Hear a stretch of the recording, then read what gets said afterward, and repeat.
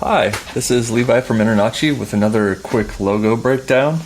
We'll start over here. As usual, I'll just break it down, a recognizable logo. We'll talk about the Nike logo, which was designed by Carolyn Davidson in 1971. The name of the company and the image were actually based on the Greek goddess of victory.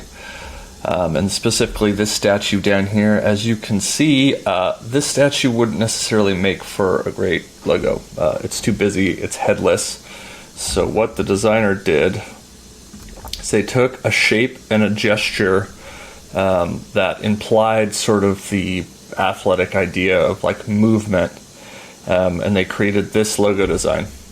Originally it started over here with the name in it, but eventually over time Nike can use just the symbol because they have like a massive national constant marketing campaign, which has been in play for decades. I don't recommend a home inspector ever try to just use a symbol as a stand-in because you don't have the distribution or budget for that kind of stuff.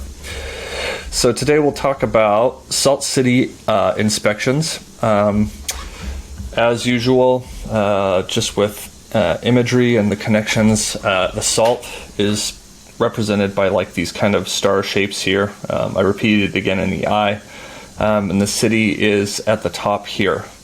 So abstraction, like with the Nike logo up here, can be a way of taking a very complicated image and simplifying it into something that works as a logo design and holds up well when you scale it down.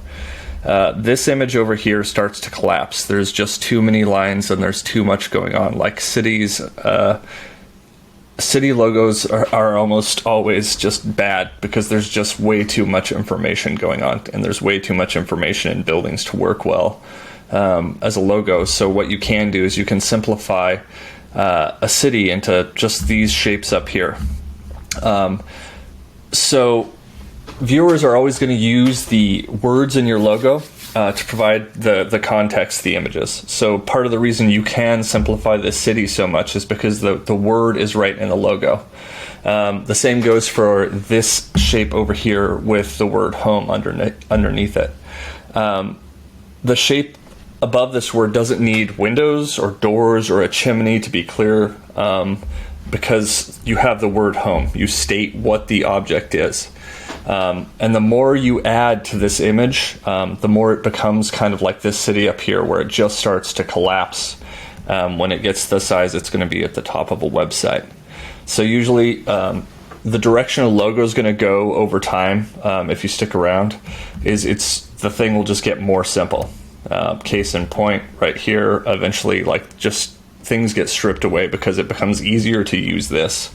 And you want to start with, ideally you want to start with something more simple so you don't have to change it or fix it or modify it as much later on down the road. The more complicated your logo is, the more busy it is, the more likely you're going to run into like print issues, or you'll run into issues when you try and put it on your website and end up having to correct things or make modifications that just can become kind of a headache. So usually it's better to start more simple. This specific logo is also it's great for like commercial inspections, because you're not directly tying it to a home necessarily. You're saying Salt City, so you're implying buildings and homes, and you're not like necessarily pigeonholed with something like this. So anyway, this was just a quick breakdown of Salt City, and thank you for your time and thank you for watching. If you need to get a hold of us or contact us, you can get a hold of us at marketing.nachi.org.